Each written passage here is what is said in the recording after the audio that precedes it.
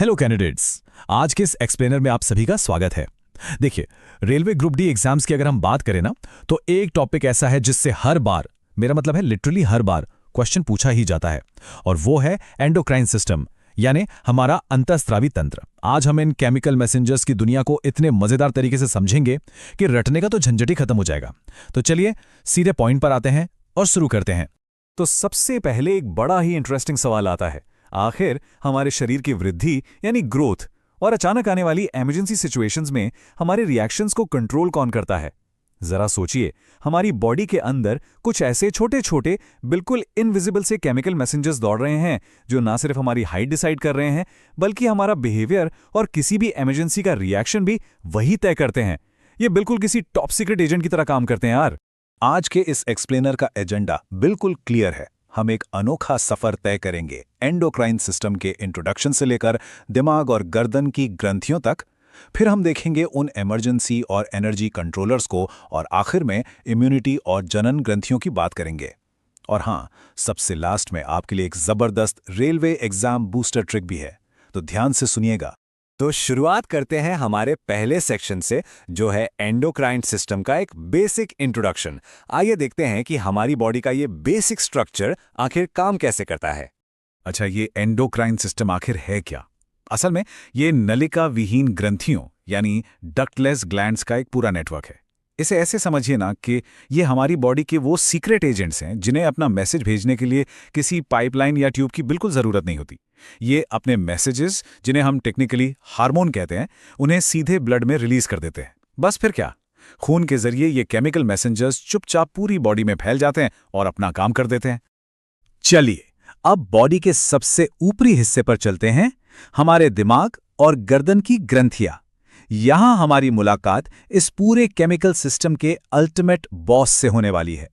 और ये बॉस है पिट्यूटरी ग्लैंड, जिसे हम मास्टर ग्लैंड भी कहते हैं। दिमाग के ठीक नीचे बैठी ये छोटू सी ग्लैंड ना बिल्कुल उस खड़ूस रिश्तेदार की तरह है जो घर के एक कोने में बैठकर पूरे परिवार को अपने हिसाब से चलाता है।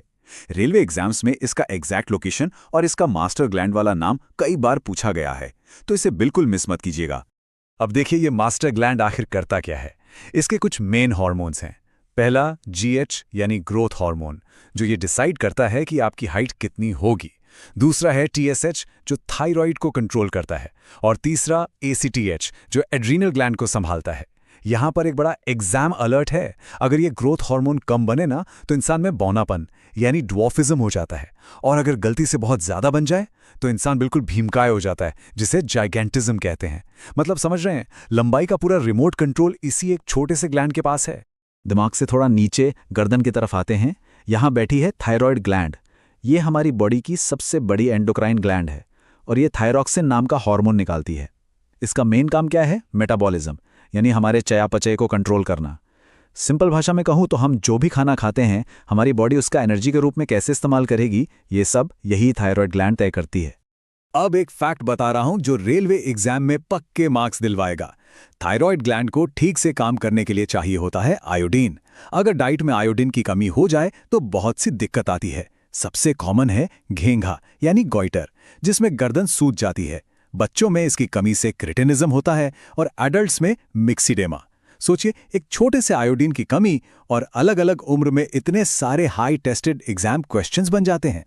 अब बॉडी में थोड़ा और नीचे चलते हैं, हमारे तीसरे सेक्शन की तरफ, जो है आपातकाल और ऊर्जा नियंत्रक यानी इमरजेंसी और एनर्जी कंट्रोलर्स। यहां हम उन ग्रंथियों को देखेंगे जो एक्सट्रीम स्ट्रेस और हमारी बॉडी के शुगर लेवल को मैनेज करती हैं।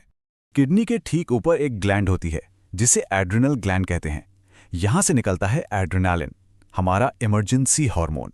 ये बॉडी में फाइट और फ्लाइट यानी लड़ो या भागो वाली सिचुएशन पैदा करता है। इसे एक मजेदार एग्जाम्पल से समझिए। मान लीजिए आप एग्जाम हॉल में शांति से बैठे हैं और अचानक से एक बहुत ही सख्त इन्विजिलेटर आपकी तरफ चला रहा है। उस वक्त जो दिल की धड़कन तेज होती है ना, पसीना आता है, बीपी बढ़ जाता है, ये सब इसी एड्रेनालिन हार्मोन का कमाल है। ये हमारी बॉडी को किसी भी अचानक आई मुसीबत से निपटने के लिए इंस्टेंटली एक्टिव कर देता है। अब बात आती है अग्न्याशय या पैंक्रियास की। इसके अंदर ना हमेशा एक साइलेंट टग ऑफ वॉर, एक रस्साकशी चलती रहती है। एक तरफ है इंसुलिन, जिसका काम है खून में शुगर के लेवल को नीचे लाना, और दूसरी तरफ है ग्लूकागॉन, जो शुगर लेवल को ऊपर ले जाता है। ये दोनों मिलकर ये इंश्योर करते हैं कि हमारी बॉडी में शुगर का लेवल बिल्कुल परफेक्ट बैलेंस में रहे। लेकिन असली प्रॉब्लम तब शुरू होती है जब इस रस्साकशी में इंसुलिन कमजोर पड़ जाए। और ये पॉइंट एग्जामिनर्स का एब्सोल्यूट फेवरेट है। जब बॉडी में इंसुलिन की कमी होती है तो शुगर जीत जाता है, और इसका सीधा नतीजा होता है डायबिटीज मिलिटिस नाम की बीमारी। इसीलिए ब्लड शुगर को कंट्रोल में रखने के लिए इंसुलिन का मैदान में डटे रहना बहुत जरूरी है। लो जी, अब हम बॉडी के इस सफर के आखिरी पड़ाव पर आ गए हैं। सेक्शन 4, प्रतिरक्षा और जनन ग्रंथियां। इसमें हम देखेंगे हमारे बचपन का डिफेंस सिस्टम और रिप्रोडक्शन से जुड़ी हुई बहुत ही इंपॉर्टेंट ग्रंथियां।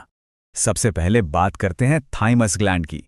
ये ग्लैंड बच्चों के लिए किसी सुपर हीरो या अल्टीमेट डिफेंडर से कम नहीं है। ये बचपन में सबसे ज्यादा एक्टिव रहती है और थाइमोसिन नाम का हार्मोन रिलीज करती है। इसका काम है बच्चों की इम्यूनिटी यानी रोग प्रतिरोधक क्षमता को मजबूत बनाना। कमाल की बात यह है कि जैसे जैसे उम्र बढ़ती है ना, ये ग्लैंड अपना काम करके धीरे धीरे सिकुड़कर छोटी हो जाती है। अब आते हैं हमारी रिप्रोडक्टिव ग्लैंड्स यानी गोनैड्स पर। इन्हें याद रखना बिल्कुल सीधा और सिंपल है। मेल्स में टेस्टिस से टेस्टोस्टेरॉन हार्मोन निकलता है, जो दाढ़ी आने और आवाज भारी होने जैसे मेल ट्रेट्स के लिए जिम्मेदार है। दूसरी तरफ फीमेल्स में ओवरी से एस्ट्रोजन और प्रोजेस्टेरॉन निकलते हैं, जो मेंस्ट्रुअल साइकिल और प्रेगनेंसी को संभालते हैं। बस इन बेसिक पॉइंट्स को अपने दिमाग में फिट कर लीजिए। एग्जाम में यहां से सीधे और सटीक सवाल आते हैं। और लीजिए, अब वक्त आ गया है उस हिस्से का जिसका आप सबको बेसब्री से इंतजार था। Section 5, railway exam booster trick. यहां हम एक जबरदस्त क्विक रिवीजन करेंगे और वो मास्टर ट्रिक देखेंगे जिससे ये सब आपको उंगलियों पर याद हो जाएगा। तो चलिए एक रैपिड फायर राउंड हो जाए। ये रेलवे ग्रुप डी के सबसे ज्यादा पूछे जाने वाले सवालों की एकदम सॉलिड वन लाइनर लिस्ट है। मास्टर ग्लैंड कौन सी है? पिट्यूटरी। सबसे बड़ी endocrine gland? Thyroid. Emergency hormone किसे कहते हैं? एड्रेनलिन को। शुगर कंट्रोल कौन करता है? इंसुलिन। और आयोडीन की कमी से क्या होता है? घेंगा। बस इस लिस्ट की फोटो खींचकर अपने दिमाग में सेव कर लीजिए। एग्जाम में एक न एक सवाल यहां से पक्का टकराएगा, लिख के ले लीजिए। और अब पेश है हमारी आज की सुपर ट्रिक। बॉडी में ऊपर से नीचे तक मेन ग्रंथियों का करेक्ट ऑर्डर याद रखने का एक बेहद मजेदार फॉर्मूला। ध्यान से सुनिएगा। पी, थ, ए, प, गो। कैसे? पी से पिट्यूटरी, दिमाग में। थ से थायराइड, गर्दन में। ए से एड्रीनल, किडनी पर। प से पैनक्रियास, उसके थोड़ा नीचे। और गो से गोनैड्स, सबसे नीचे। पी, थ, ए, प, गो। है ना बिल्कुल आसान? अब ये ऐसी ट्रिक है कि एग्जाम के उस भयंकर प्रेशर में भी आप इनका सही ऑर्डर कभी नहीं भूलेंगे। तो आखिर में एक बड़ा ही सोचने वाला सवाल छोड़कर जा रहा हूं। अगर ये छोटे छोटे आंखों से ना दिखने वाले केमिकल्स एक इंसान की पूरी लाइफ और डेस्टिनी को कंट्रोल कर सकते हैं, तो क्या इन केमिकल्स को अच्छी तरह समझकर एग्जाम में सक्सेस फिक्स नहीं की जा सकती? बिल्कुल की जा सकती है दोस्त। और अगर P3AP गो वाली इस छोटी सी सुपर ट्रिक ने आपकी रेलवे ग्रुप डी एग्जाम की तैयारी को थोड़ा सा भी आसान बनाया है ना, तो आगे ऐसे ही शानदार ट्रिक्स के लिए इस चैनल को सब्सक्राइब करना आपका अगला सबसे बेस्ट कदम होना चाहिए। इस एक्सप्लेनर से जुड़ने के लिए आपका बहुत बहुत शुक्रिया।